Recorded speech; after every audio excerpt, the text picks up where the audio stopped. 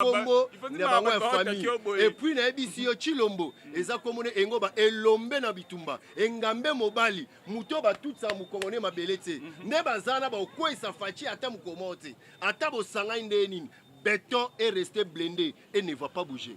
Mais béton est resté blindé et au bouger mais quand béton na yem ta benga ki Kagame frère na yetangu batu ya la muka baloba ikeno wana la muka bazawa.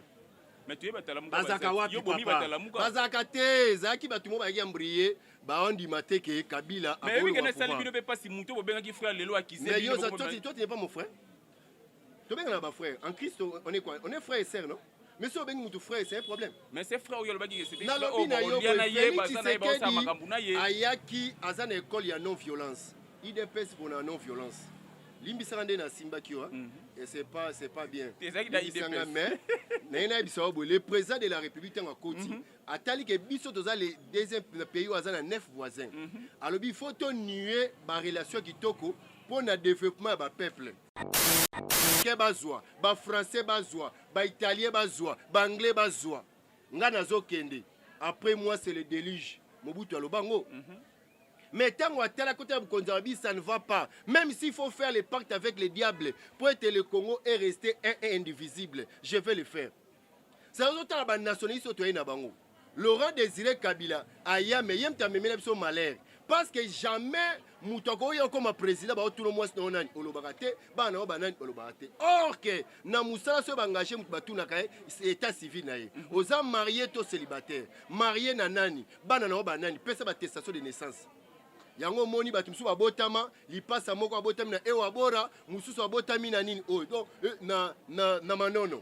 C'est-à-dire que baila biso ba histoire moko zo bana hotel maté yango moni la loi o ya chani de père et de mère et tamboliti et totimité ba congolais et comme isko papa Mboso a tia loi en application au ko comme na chef de rue mais président de la République boti que lango Fachi Béton après 2044 ndé to komo luka d'autres congolais de père et de mère bazuma nduki bakota baba koti ba négociation bandi na Nairobi et bandi pe na Luanda Kagame ndimi ko bimsa batnaye bazonge pa naye mais jusque là non pas plus tard avant-hier babomi plus de 65 personnes na Kishiche yango moni le chef de l'État a décrété 3 jours ya deuil national et bandi lelo et aussi la lundi ba drapeau nyonso za na Berne mais c'est quoi et là obiso to déplorer c'est le silence de la communauté internationale parce que Mindele tala niveau ya complicité. Secrétaire général des Nations Unies.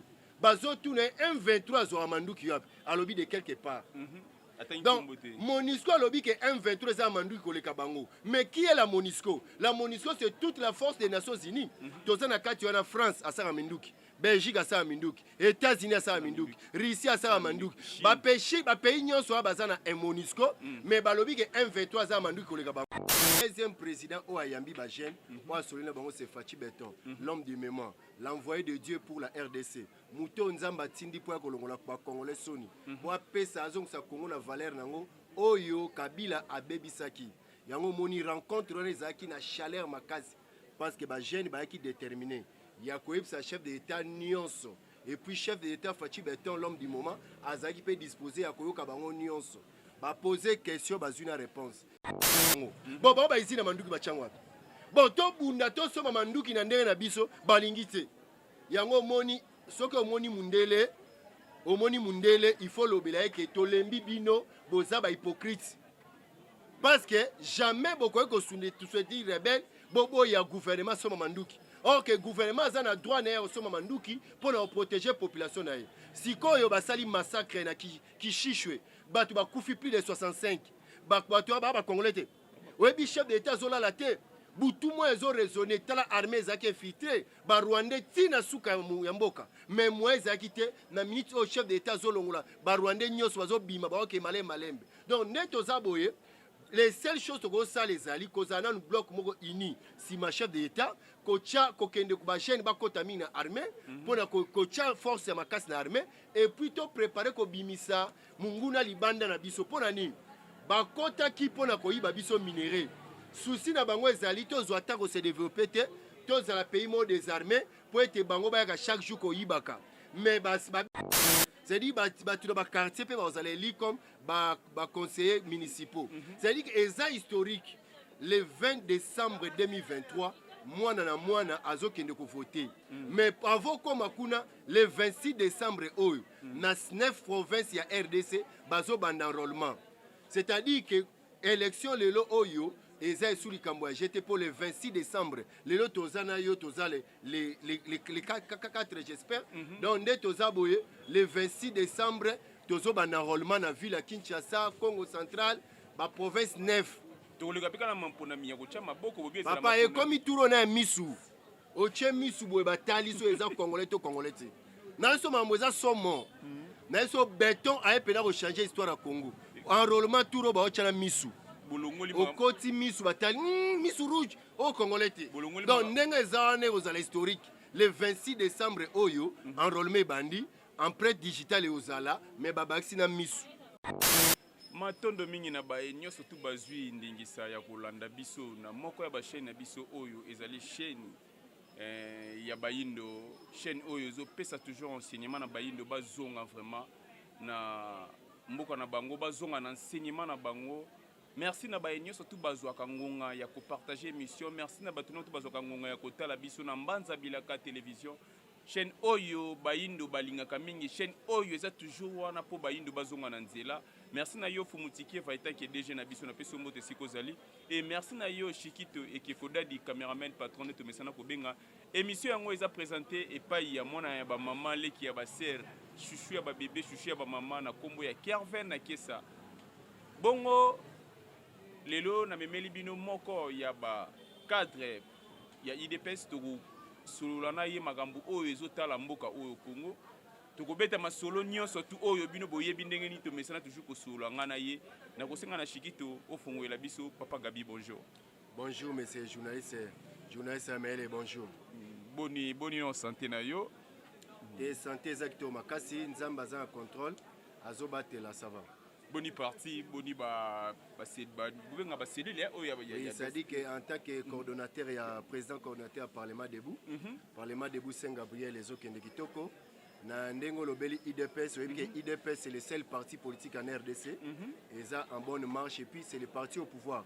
C'est-à-dire bah koti wana pour être ceux qui y soyez moi ba au pouvoir osate. Yango moni IDPS les autres malamu, les autres se préparer pour une grande bataille électorale. En 2023. Merci na baïno sunu to mo boza toujours branché et neto senga na bino bo s'abonner na chaîne Mbanza Bilaka chaîne Oyo et mimela bino information malamu. Merci na Christelle Bonki maman sociale joyeux anniversaire à toi et mon ami les bondiers Kamaya pourquoi pas FM Masalangai Yannick qui est porte-parole il y a la Coste na peso moto sikozali ça gabito banda maman na rencontre ya Fachina ba jeune kinois ezaki na ndenge nini. En tout cas, merci beaucoup. Nous avons un journaliste sur la page. Vous avez vu qu'il rencontre le président de la République, Naba Gène.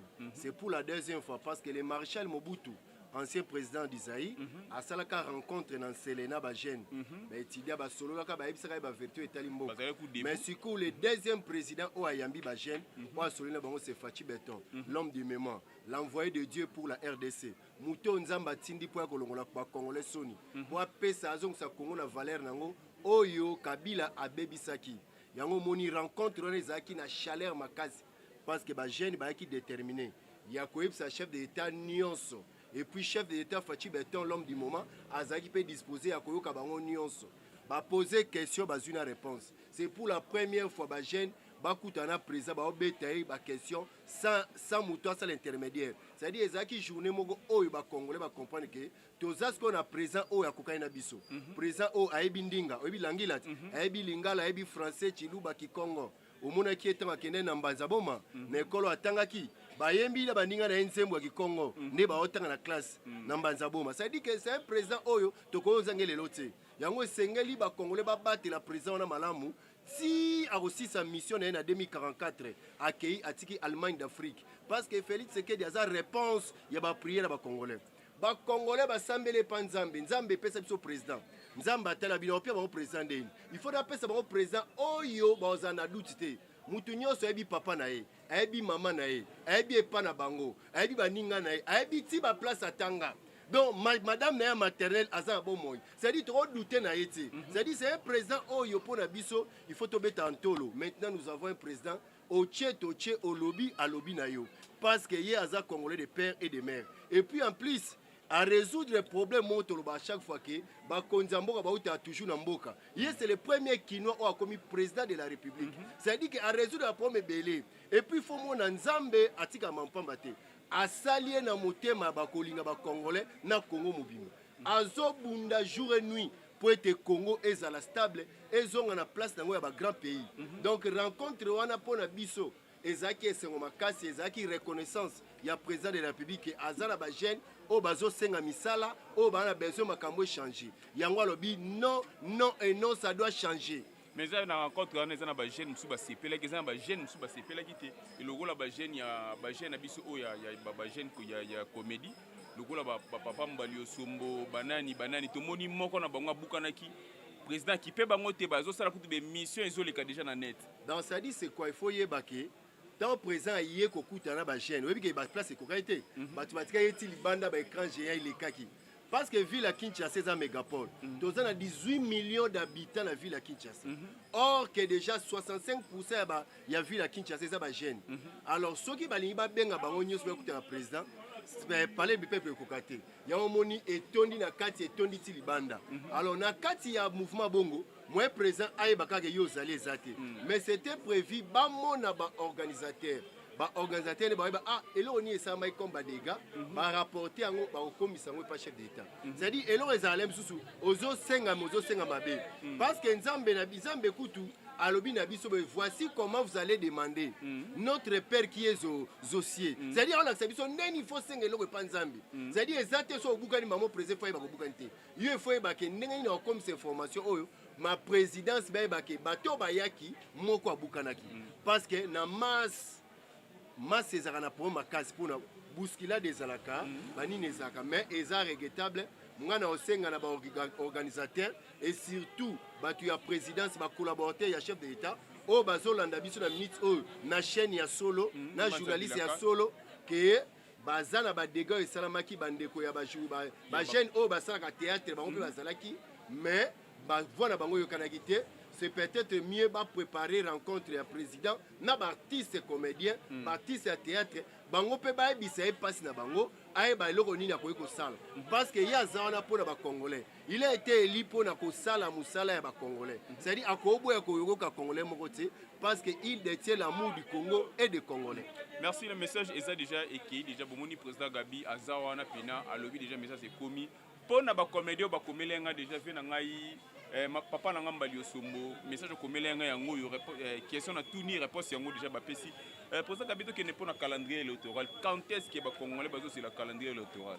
Donc en tout cas naibisi ba congolais calendrier électoral est déjà publié.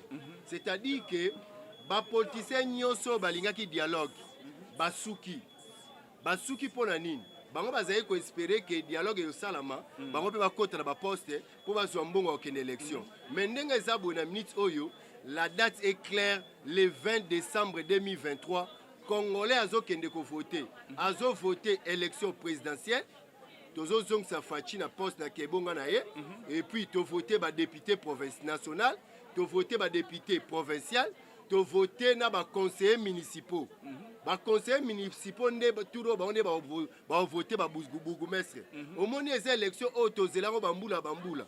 C'est-à-dire que les quartiers peuvent aller élire comme conseillers municipaux. C'est-à-dire que c'est historique.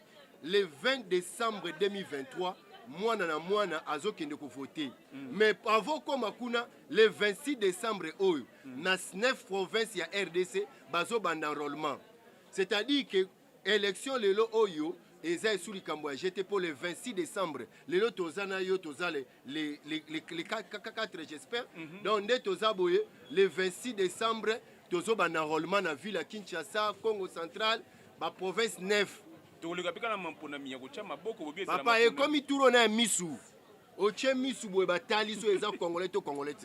Na so mamboza somo. Na so béton a pena changer histoire à Congo. Enrôlement turo ba ocha na misu. Au côté misu batali misu rouge au congolais.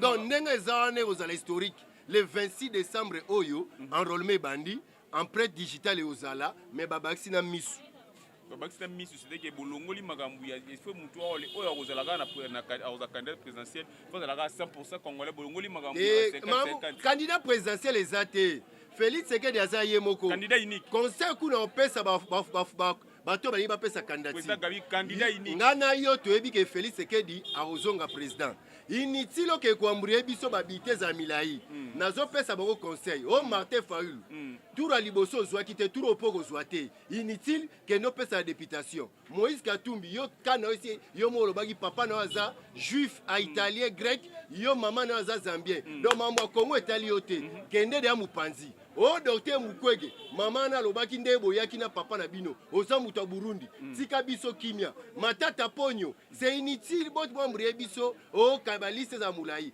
élection o eza reprise ya Félix na poste na ye olebo ambrie biso botika ezala peuple azosala rencontre na président na ye azoya kochamba mo le Klokasa Fachi Beton aleka na 87,7% ya voix ba congolais parce que oloko ni yo kosa biso ba béton ache partout na ebisio budget 14 milliards na ebisio ba izina maiba na kudoki inutile o pia kandati classe ya ofele lelo oyo to kende tina gratuité ba soins papa esimbite classe ya ofele esimbite wapi papa ngana yo toyebi ke no ba yiba bandeni bana nyoso watango ofele plus de 4 millions bana bazali na ndako bake classe vérité za mo ke na mamelo to na no yolo ke na mamelo bana batango ofele kende na ekolo ya biso awa marqueur ya yolo école primaire marqué batango ofele ozolu kongo wapi oyoke na gombe kende na gombe bana batango ofele oyoke na kisensu classe za ofele oyoke na kaluka batu nyonso na commune na bango bamoni misala beton balobi tozeyaka mokolo wana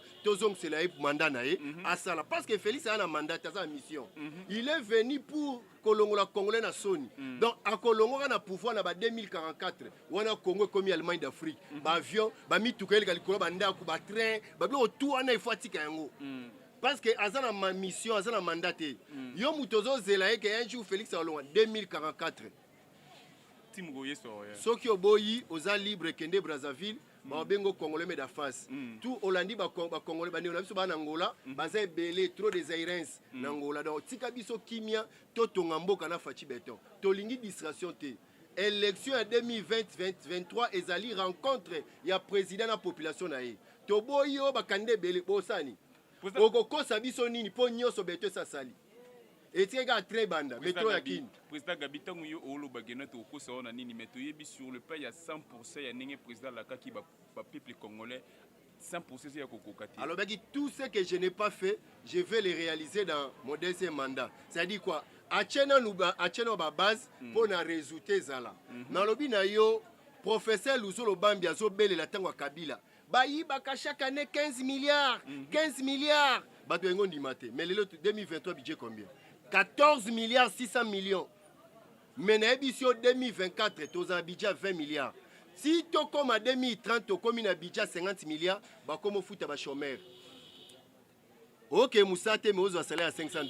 Dans l'édition béton, a changé l'histoire des Congolais. C'est une réponse à la prière. Tu as un président. Pesa biso président na biso ozaki na ekeko ba benge Joseph Kabila aloba sata langila lingala oka je ekeko ya Joseph Kabila lobango pouvoir ba pesa mutu apesa bino ayo zo kasi ya pesa ba pouvoir ayo zo bon yena na pesa pouvoir yena na pesa ki bo ya pie biso bino ba journaliste le bosa musala bolinga toujours distraction te biso Kabila mtapie biso pouvoir bon yena ni apesa ki yena apesa ki wapi omoni ko fo journaliste na lobi na oboyi Joseph Kabila a remplacé papa na etango akufi à côté d'une élection non checké hier au Tchabiso yebi IDPS webi mbula IDPS abundi c'est depuis 82 batu combien ba kufi na lite IDPS webi batu combien ba maté sous ba gratte batu combien ba lungwa misala likola lite IDPS yango moni IDPS asangisi pouvoir na ena nzambe soki yeso ayete IDPS elongo na pouvoir te loba bobenga yeso ya noki président Gabi tozo keneka ndena senga na bino bo s'abonner na chaîne oyo Mbanza Bilaka chaîne ya bato mayele chaîne oyo pesaka makambu toyoka bongo ne lobi ke Martin Fayulu akozwa te po azwa kike akozwa te papa te félicitations a postulé députation nazo poser question président Gabi na peso réponse maman ayeba ayebinga pe très bien et tchéchi seke di atikele biso eto formé mutu makasi nde moni ayenga bon poser question na mutu obino bengaki frère président na biso Félix Tshisekedi abengaki frère Paul Kagame azali président Angola abengaki frère na ba discours na bige ba frère ba omba buntsaka biso te mais lelo Paul Kagame na Assemblée nationale oyo ya Rwanda alobiki président Fachi azalaki élite donc Kagame comme espère ma élection est-ce que Kagame a kopesa biso les élections et pas dans cette élection a comment pouvoir ande est-ce que pas na été ba lobara esprit liberté d'expression ezali et pas la liberté de manifester zali osa ata marche ndengo mona amate fola bandina na kianza et pas bampangi na muna chabwala akomi ngo tina zan abasala ipa na donc il y a copié sur les soins démocratie biso IDP so union pour la démocratie donc copié sur les soins bon ce qui Félix Tshisekedi hein Martin fola ba chaque jour que mutachaki Félix Tshisekedi Kagame Kabila lobi ngam na nomaki mindele ba biso to chake siko na cha Félix c'est le peuple yango moni jour wana na butu nanga lobi est élu 5e président de la République démocratique du Congo. Félix eza prénom na ye. Antoine eza kombo na baptême. Tshisekedi eza kombo na bango ya famille. Et puis na ebisi yo Chilombo eza kombo na engo ba elombe na bitumba. Engambe mobali muto ba tout ça mukongone mabelete. Ne bazana ba okwesa fachi ata mukomote. Ata bo sanga ndeni. Béton est resté blindé et ne va pas bouger.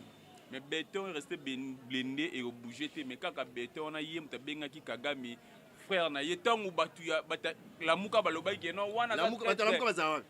Mais tu es batala muka bazaka wapi papa bazaka te zaki batu mo ba yambrier ba on di mateke Kabila a mais oui que na sali bino pe pas si muto bobengaki frère lelo akise. Mais yo toi tu n'es pas mon frère. Tu benga na ba frère en Christ on est quoi? On est frère et sœur non?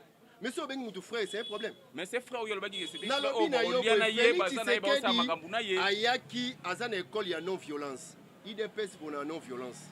Limbisarande na Simba Kiwa, et c'est pas bien. Mais le président de la République en Côte, a tali que biso toza les deuxième pays où Azan a 9 voisins. Alors il faut nuer ma relation qui toko pour le développement du peuple. Na biso pour ezato ça ba projet. Mais à Kendaki Angola, à Brazzaville, à Centrafrique, à Gabon, à Tchad, à Ouganda, à Tambo, au Zambie, partout. Tous allons bien pour le peuple na biso totonga bamboka. Mais Kagame aboyinyo soana parce que Kagame mboka na Rwanda 50% budget na bango et outra na minéraux bazoyi bana est ya Congo. D'où à tabo ebisi kimia ya olinga kimia te ya zota la chiffre minéraux ne ba yiba ba obi manango ne loko etungsa Kagame mais lelo ya kuta na béton lobi na niet minéraux Congo ebima lisusu te na ba mindelo ba soutenir Kagame po ebi ke complot oyo eza lelo te bato ebele ba congolais ba okanisa lelo to moni on le non le premier ministre Patrice Emery Lumumba azaki clair alobi que le plan était déjà fait. Les complots étaient déjà établis. La Belgique désire balkaniser le Congo. L'éclatement du Congo, c'est demain. Yaro bitumbato bundalelo ba panzambo kate. Congolais tellement zala sima fachi béton. Parce que ceux qui azate estini to kufi. Papa nazo ebisayo boye. Maréchal Mobutu azo kenda yebisi bato abi tala testament na ngai. Ba Belge ba iba kata mboka o. Ba américain bazwa, ba français bazwa, ba italien bazwa, ba anglais bazwa. Nga nazo kende. Après moi, c'est le déluge. Mobutu Alobango. Mais tant que côté de ça ne va pas. Même s'il faut faire le pacte avec les diables pour être le Congo et rester un et indivisible, je vais le faire. C'est un nationaliste au Nabango. Laurent Désiré Kabila, Aya, mais yem ta memele son malheur.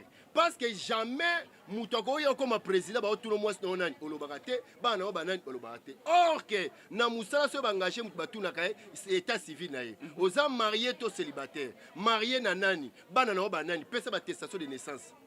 Yango moni batu musu babotama, li passa moko abotami na ewa bora, mususu abotami na nini o. Donc na manono.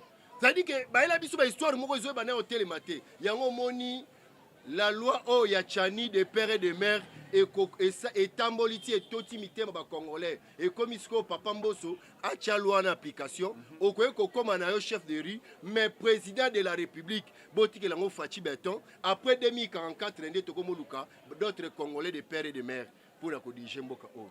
Alors Kagame azane eloko lobana biso te surtout en matière de démocratie azata na opposant na mboka na été même opposant kimi na mboka mbapa akiko bomaye.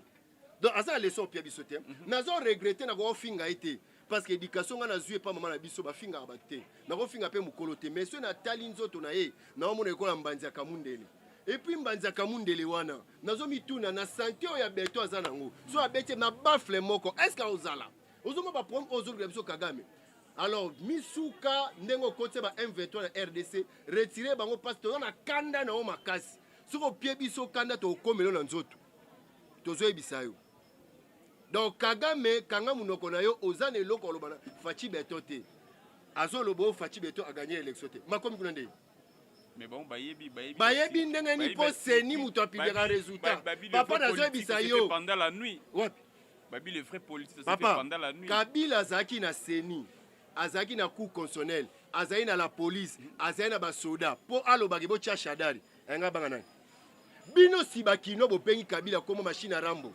Biso to IDPS neto succès. Tant ba benga machine à Rambo biso comme si machine à nguba.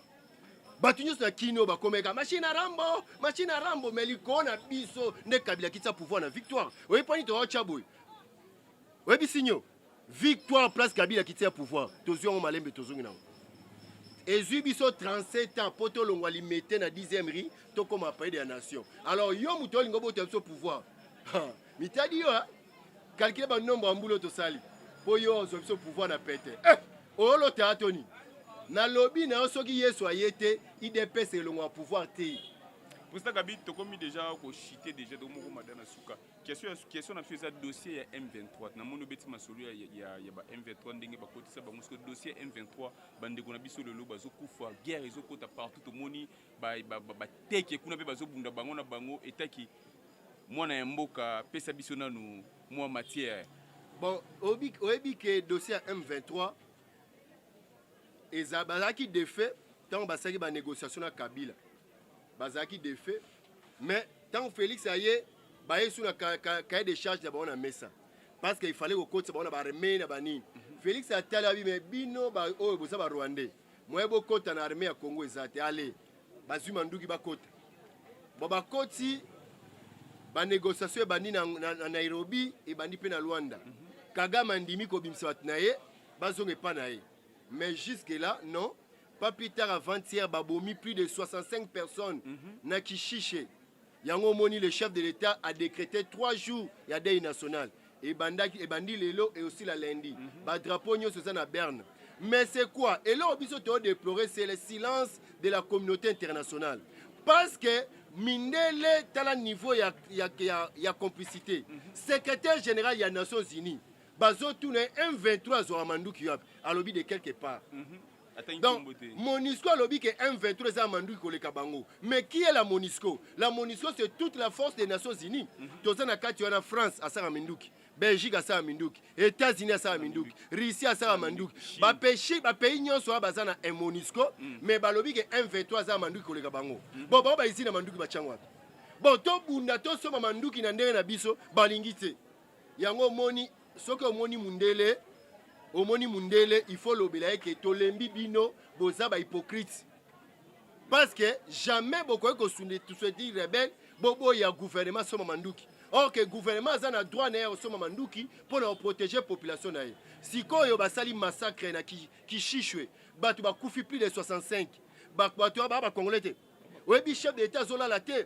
Boutou moi ils ont raisonné tala armée zaki infiltré ba Rwandais tina suka ya mboka mais moi zaki te na minute au chef d'état zolongola ba Rwandais nyos wazo bima ba OK malembe donc neto zaboye les seules choses que ça les ali kozana un bloc moko uni si ma chef d'état kocha kokende ba chaîne ba kotamina armée pour na kocha force ya makasi na armée et plutôt préparer ko bimisa munguna libanda na biso pona ni ba kota ki pona ko yiba biso minéraux.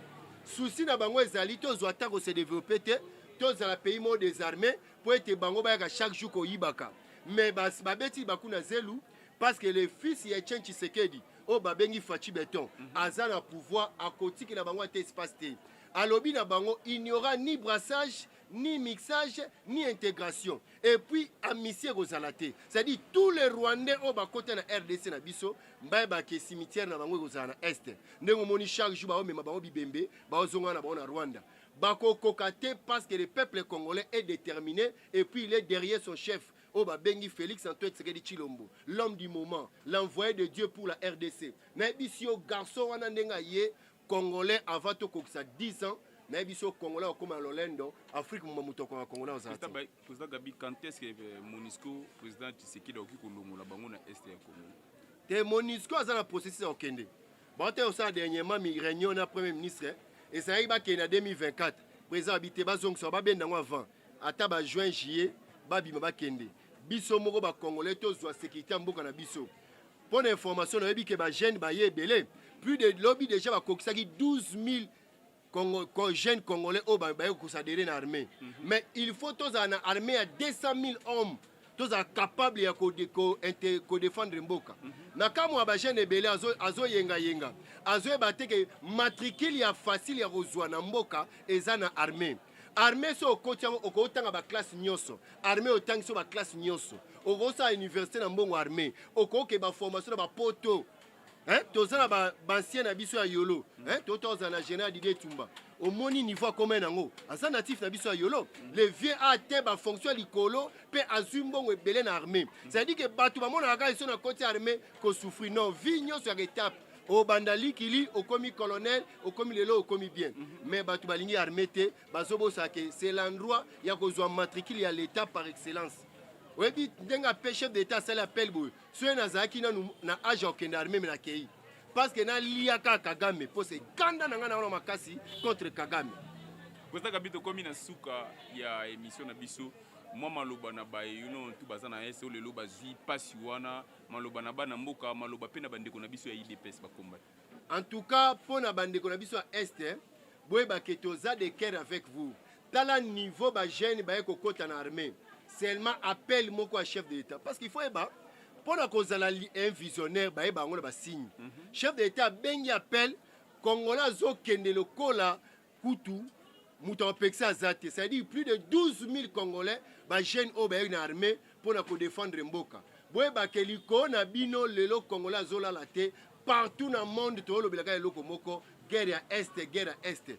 Congolais partout azali lelo oyo bomoni signe oyo na mindele ba mo salango signe oyo mindele ba mo salango pourquoi ba comprendre que bazo boma na est mais ba vandi kimia ba hypocrite yango ba population est bon pia confiance na bino na Félix Antoine Tshisekedi Tshilombo a trahi bino te bato ebele ba mauvaise langue ezali o abengisi ba Kenya abengisi Est Africa ba comité régional ba force régionale nyonso wana ezali kana kati ya luka solution mais ndenge toyebi avant to koma janvier 2023 bozana kimia parce que tout a été décidé à Luanda ceux qui rebelle à Kitima Ndugi te bakobeta nguba kino na rebelle à Suka Kufa.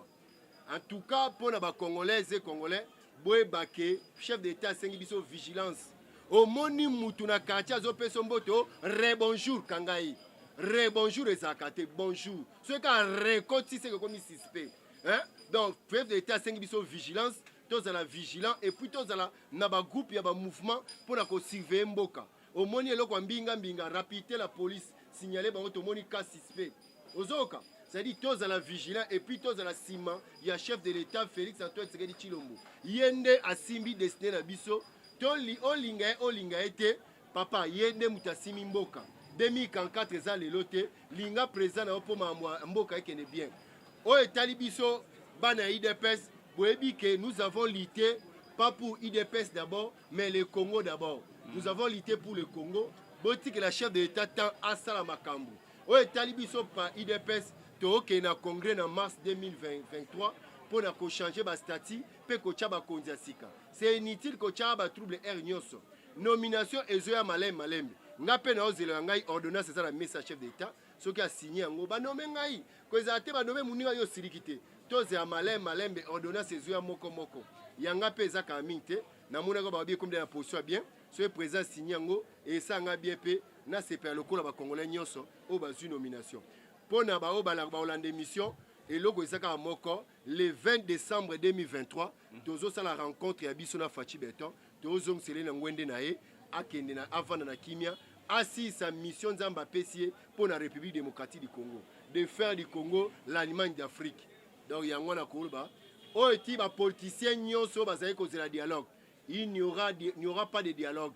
Prépare-toi pour les élections, non pour présidentielle mais députation. Parce que quand on biso la présidence, yonanga to que Fachi Beton de Kolongwende. Donc inutile ambrier biso, to tikela azala candidat unique pour le peuple Alexa Bolingo na ene azwa 87,7% pour être tous en Londres que président biso to vota qui est en masse. Et ça conseil oyo boy ko yoka o pesa candidature kuna ozui 0,03 au moni aux assus soni pour la yona famille na yo. Ce mieux au pesa députation au bima député au que nous sa ba loi sika pour na mboka. Surtout loi ko tonga mire entre biso na Rwanda. Boya na ngona 2023. Merci na ko succès wana na habité ce mutunezana. Merci pour ça Gabi, mutunezala kino ya mutuna pene ya suka.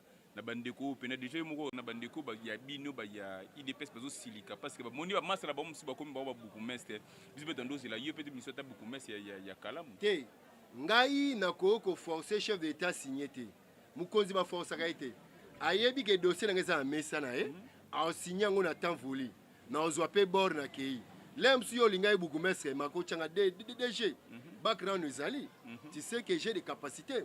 Zoka, c'est-à-dire que ngana go forcer chef d'état te atala kana ba ordonnance na mesa yanga pesa na kati a nommé yango na se fait appeler quoi bani pour na ba combattant et sengeli ba que nous avons pas lutté pour IDPS d'abord, nous avons lutté pour le peuple d'abord. C'est-à-dire qu'il faut to linga kama na biso peuple ndé azali boso kotomboka. Oui, c'est normal, IDPS né na contestation beaucoup ko contester, mais oui ba que la décision du chef reste cette décision. Tout Rabino Pekoya, Oya Moni Babengi était, Azela Lokolo Ngai, nomination exacte. L'homme sous le intervenu pourquoi pour chef d'état bétami samedi dimanche. L'homme sous a raté, l'homme sous lobby à Roboaka. Donc, Nazan Eli qui a passé, on a hôtel Lanzambi. Na hôtel à Batamukite, na ebike, ordonnance n'angeza na mesanaye, kalate à Osignan. Et quoi, Ezalet Kolela, Papa Tala Kakanangai. Et ça la messa na wana ba obi eza de pembeni otala yango ibale uni osala. Merci beaucoup. Merci beaucoup pour la journaliste surtout votre balandi biso. Merci beaucoup. Na ba abonné na biso surtout Yambanza Bilaka chaque jeudi nous allons entretien ya politique to nous allons bongo na président Gabi apesa biso pena matière pour nga linga matière apesa ba o ya biso balinga biso matière kata mwana isi bino merci na ba onyo to ba mesana kolanda biso na Mbanza Bilaka bo s'abonner surtout ba indo biso na Mbanza Bilaka tozong saka ba indo bazonga nzela moindo ayeba vrai nzambe na ya zanani moindo ayeba importance na ye na société na mboka oyo pe na Afrique mobimba eza nini. Merci na Fumuchike Fesiko Zali, merci na Shigite Kodadi Ekeko, na pesi bino kaka mbote nga na bilo to mona ni mikolo zali koya.